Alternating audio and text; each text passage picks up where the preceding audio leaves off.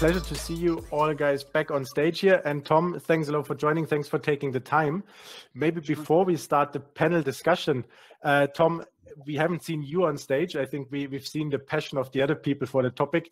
And I know you're super passionate as well. Maybe as a starting question, Tom, why are you so passionate about this topic and why are you here to join us today? Oh, that's not, I mean, it sounds a very simple question, but I think it's more complicated. My answer would be, my passion is that, just to add on what Antoinette said, I think we're all in the wrong model. So we're all in the wrong mental box. And let's say on the one hand, I try to discuss in this kind of environment. On the other hand, I try to implement just to show that we are in the mental box. So that's perhaps why I am in the panel. Awesome, perfect. Thank you very much, Tom. So for everyone here who's in the session, use the chat, keep the questions coming for our friends here. Maybe just to get it going, and I know you guys, I would probably rather stop you talking than actually needing to kick you, so that's amazing. Easy job for me. But maybe we kick it off. Otti, you opened the Future of Work track with a question, and that question was, how impactful are HR organizations today? And we saw lots of 8s and 9s in the chat. And then obviously my question was, well, maybe it's just because they're all HR professionals, so they're kind of obviously rating themselves positively. That's maybe the cynical look at it. So what would be the answer of you four guys here? How impactful you think HR functions are today? And maybe then also, what would need to change to be even more impactful? And Otti, maybe you want to kick it off. I want to, firstly, it's wonderful to see everybody in this panel, and I'm especially grateful for Tom to be here, because Tom has been a great inspiration, I think, for all of us in the past months since we first connected. And I think Tom's strong voice in this debate as a CEO of a challenger company is truly important in order to kind of stir up some of that provocation, maybe also to get out of that box. And maybe in the context of your question, Tim, I think so. I'm very close to HR. I feel at heart, kind of in everything that I've ever done in a corporate environment. HR and finance, we're always part of the team, right? There's no decision, no discussion has ever occurred without them. So I very strongly feel there are business partners. They are part of us. It's not us versus them.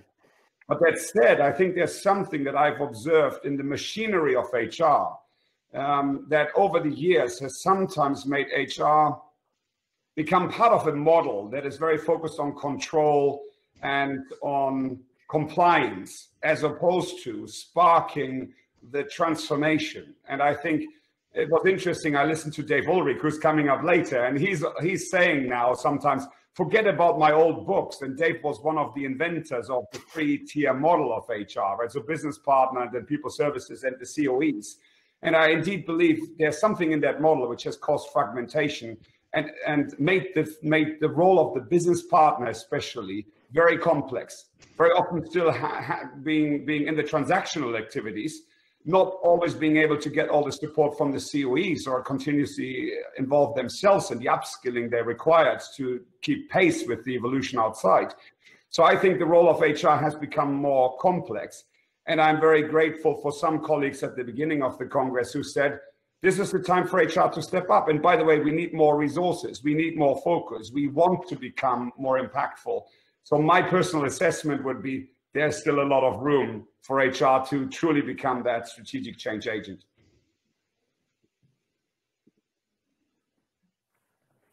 Whoever wants to jump in, just jump in. You don't need to wait for me to call you. You're grown up, guys. Okay, that's all right. Okay, I'm going to say two things. First, we should abolish the word HR because it says everything, and that's one of the mental boxes I always talk about. So we talk about HR and we talk about resources. Human beings are not resources. It says everything about the way we think. And the second thing is, if we think that people are decisive, why is HR not the most important thing in the companies? Why isn't not the responsibility of the CEO, if you want to use the word CEO? I also hate the word chief if you talk about collective team approach. So our language, which is mainly an American language problem, if you see the German words for all those words, it always has been used in a different way.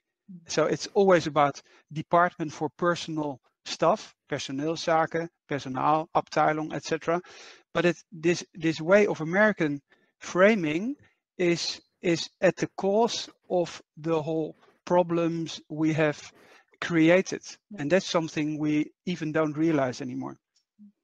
And I just kind of would add on that. I find already the term HR business partner in itself completely problematic, not just because of the HR, but also because of the business partnering. I mean, if people are the business, how can you only be a partner to the business? That's one thing. And the second thing, I think HR has all the theories, and I think they also have the heart, but they often lack the courage. So I would just love them to be more courageous, and I think that would be so important right now. I mean, easy to say for a professor, but I can tell you, even in universities, we have to change a lot. So I know a little bit about that as well. But Antoinette, I would just comment on you, because I think it's not only universities. When we changed it like people and culture, it was so beautiful, because when we were thinking about what is the performance management that we should propose, at the moment, the people and culture team in Roshinja told, okay, let us just ask everybody, because they know more. And they were brave enough to make a kind of group that were telling, and they told what you were telling. They told, if we are partners, we should not receive performance. We are partners. We maybe share what is the gain, but then we are doing together and we have a common objective. And the team was telling, we should not be paid by performance. We should not have bonus. Because if we are partners share the glories and the difficulties. Yeah. So I think that these, by the end, people want this. Many times HR do not take a step to change their name or to quit performance, because they think people need performance. No, they need to measure the result of the business. They need to measure to see what they are achieving, but they don't need to be measured. Yeah, so I think that HR is crucial. And if they understand that they are also part of it, we don't want to be measured. We want to measure together. We want to achieve things together. I think this is the change of perspective that we have to take. Really nice. Thank you, Lara. And I think there was also last HR Congress, there was a professor from Carnegie Mellon, and he basically asked the same question that I think we saw here in the tool today as well today. What is the ambition that HR people, HR professionals have? The CHRO, the CEO, whatever.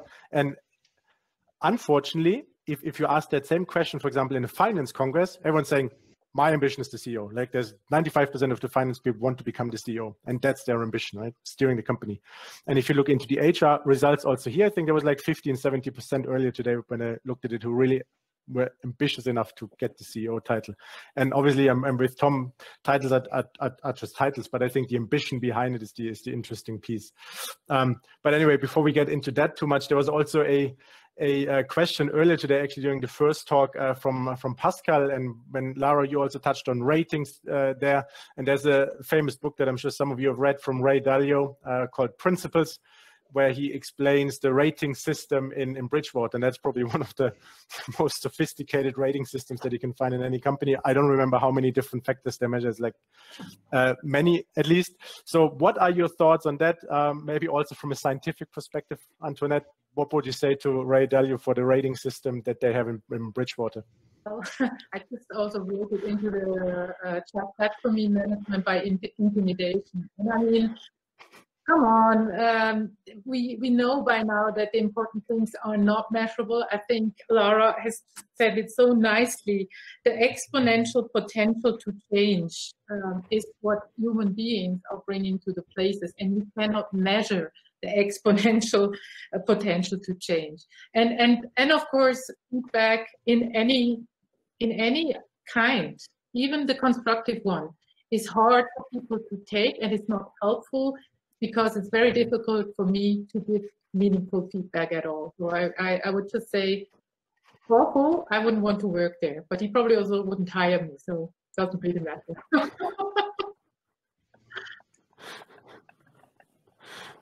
Nice. Other thoughts on Ray Dalio's rating system at Bridgewater from anyone? Yeah, I can say something about it. How do you rate your children? Or your I friends? love it. Or how do you rate your friends? Or your wife? Do you have an annual reward talk with her? So we just don't realize that in business we are totally detached of all the other principles we find normal. So if you talk about, for instance, altruism, everybody understands that let's say our starting point always is to help others. And that's very logical, because otherwise we're not accepted by the community. We're not accepted by our families. We're not accepted by our partners. We're not accepted by our children. We're not accepted by our friends. We're not accepted in our apartment building, etc. It doesn't matter what it is. And then in business, we do exactly the opposite. Then we call shareholder value-driven strategies. Yeah. That's just egoism. Yeah. And because it just says, I take care of my own interests, and we don't care about the rest. That's why it's called human resources. So in the end, it's very simple. And if you are a CEO of a stock listed company, it's very difficult to change that, because if you would, let's say, change it, then your shareholders are calling you and say, sorry, but that's not how it works here. You're on our payroll. Perhaps we should explain you this once more. So please just kick out those people to support your listing. And I just can feel very sorry for those people. But it's not, let's say, from a scientific point of view, it's not very difficult to understand. Because in normal life, we behave exactly in the normal way and everybody understands it. And then if we enter a company, we behave in a different way. And then we try to explain each other in a very complicated way why this is normal. It's just not normal. It's also not normal to lay off people if you have a lot of money still in the bank account. Everybody understands this. So, but why do companies who behave normal always have to explain why they behave normal? I would say, let just all the other companies explain why they don't behave normal. But there is hope. Just quickly, sorry, and then I let it. But there is hope. I just read a very interesting article. They looked at humble leaders, and you would think a humble CEO is not very good for performance, but he is, or she is. I mean, most often it's more he, isn't it? And the reason is that then the investors are kind of saying probably the company is not a very good company, and they have like lower expectations.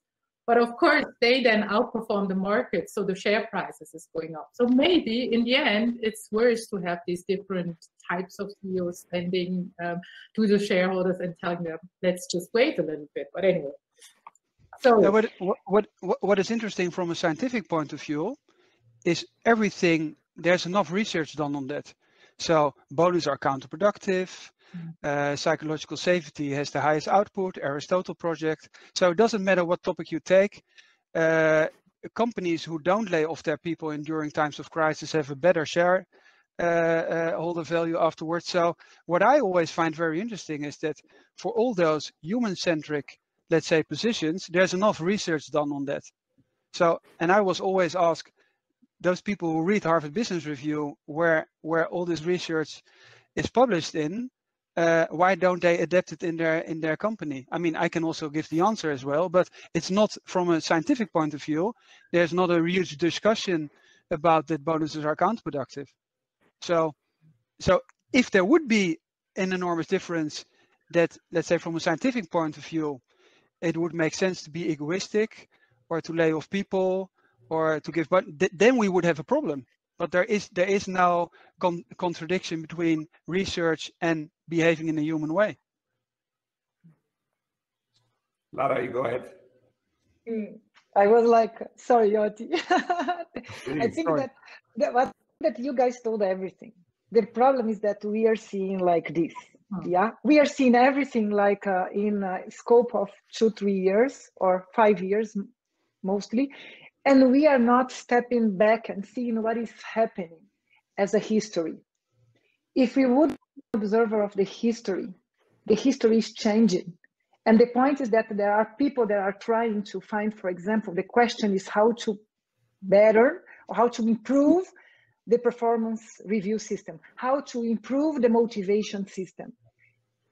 And the question is not this. The right question is, in the new way of working or the world behaving, the dynamic of the world in the next 5-10 years, what is the right way for the organizations to be set up? What is the right way for people to join organizations? Which kind of organizations people will join? Which kind of products we will buy? And by the end is what you guys told, is a question of perspective. So the question is not how to do better performance review, it's how to get rid, how to adapt better for this future of work, the dynamic of the market that is coming, where people will not want to be measured, where people want to collaborate, where people want to contribute, where people want to add value. So then the question is what you asked, Tom. So is this system, is the way that we create this problem, the way that you have to see it?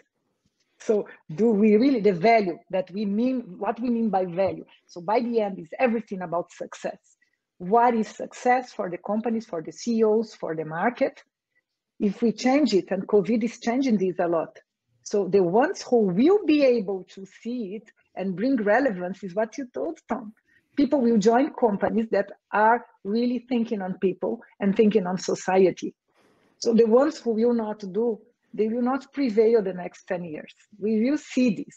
History will tell. Sorry, Otti.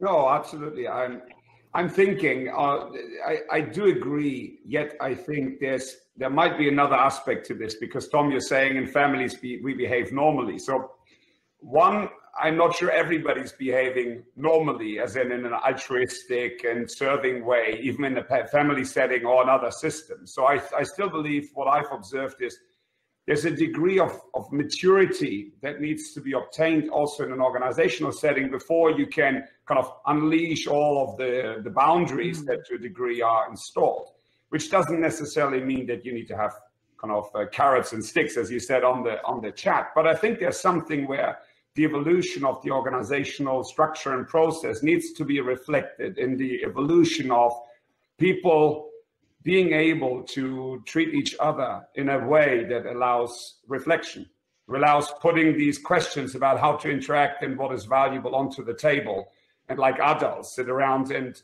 contract the way that they want to interact. And I think very often that is shortcut. Very often people are not taking the time to really think about how they want to work together and what they stand for. And I believe in organizations, we need to create that space. I think that's one aspect that I believe is important. Because more than solutions, I think we want to evolve systems so that they can take care of themselves.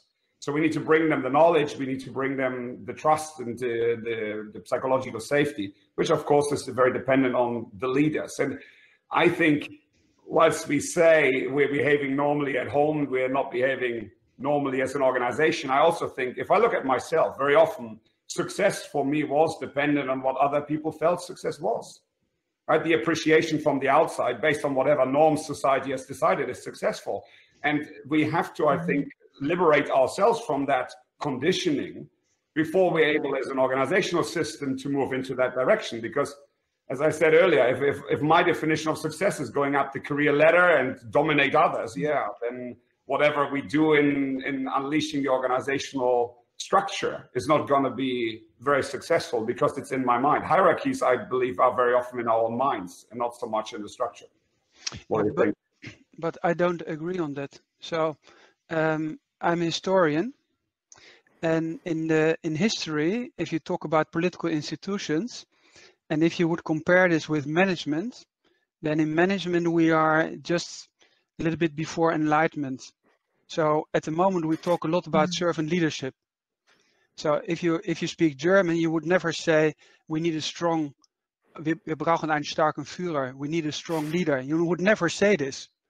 If you go back in history, it's always about creating checks and balances. So in history, if you talk about political science, we know it's exactly the opposite. So we need strong leader, that's aristocracy, or that is kind of dictatorship. No, we need strong balances on an institutional level, and that starts with enlightenment. So it's very interesting that all the principles we have came up to after enlightenment, after the French Revolution, it's totally different from what we're doing in management. Doesn't matter what it is. It's about radical transparency, etc. And if you talk about radical transparency management, everybody says that's very innovative, and I say no, it's not. It comes from parliamentary tradition in England, and you can just Google it, because we see as citizens it's very normal that we have access to information. In companies, it's secret. So it's, from my point of view as a historian, I just say management is 200 years behind, and it's not about strong leaders. It's about checks and balances. It's about radical transparency. It's about balance of power. And as long as you have structures like aristocracy, which create a kind of mechanisms where there is no balance of power, it's very difficult. So I think that new companies will be built, and then depending on let's say the labor market, people prefer to work for those companies, and then the other ones are forced to change. And if they don't change, they will die. And that's their last chance. But that's also depending on the economic atmosphere. So if there's a high unemployment, people perhaps would prefer to work for a more purpose-oriented organization, but they don't want to be unemployed. So what chance do they have left? Thank you, Tom. And I think we could probably go on discussing that a bit more, and indeed we probably will in some of the context, I'm sure. I know I get killed from Mihaly if I don't finish that panel in 5 minutes, so I want to do that really. So maybe for the last 5 minutes from you four guys, I think in the different talks, we all heard many nice things and how performance management doesn't work and Ikigai and all of the other things. But what is the one call to action that you want to give here for all of the people attending and for watching online as well? So what's the one thing that you would wish for that every one of the people listening in would be doing starting tomorrow? I know, Tom, do you want to start? What's your wish for the audience? No, I would just add to what Lara said about India, that if you just skip the whole stuff and you can show somewhere in a big company that the outcome is much better, then all those people who are very performance oriented will adapt it, not because they feel so human, but they want to have a higher performance. That would be my recommendation, with a little bit of irony. But thank you, Tom. Antoinette, what's your call to action for the people? What's your one wish? My one wish is that we have trust and love as core principles in our organization. Nice. That's a pretty big wish, but we take that with us. Thank you. Lara, what's your one wish for the audience here? What's your call to action? So I would probably inspire, but by what they told is what I told to my daughter yesterday night. It doesn't matter what you think people will like. It doesn't matter what you think that people will want. If you see in your heart what is the right thing, do not think in the obstacles. Start doing what you think is the right thing for your life, so you want to be remembered by it. Do what is right thing. Do not think so much on the buts, obstacle. Start doing it. Just start doing it. So this would be my wish. If each one of the people who is watching just start doing what you think is right, everything will move. Don't think too much.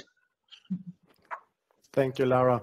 Otti, what's your wish? What's your call to action for the audience here? Well, firstly, I thought it was, again, a wonderful conversation, and thanks for everybody. I'm always learning something, and I guess my wish, I believe, change starts with ourselves. So I would suggest position yourself in front of your mirror and have a little chat with yourself. And I think the question I would suggest is, who are you really serving? Who are you really serving? What is it that life wants to live through you? What is the impact you're going to have? And once you're having that little chat, I just want to offer one piece that I love from Benjamin Zander, who once suggested in his book that he wrote with his wife, Art of Possibilities. He said, whenever with your next sentence that you say, the next move that you make, you always have a choice.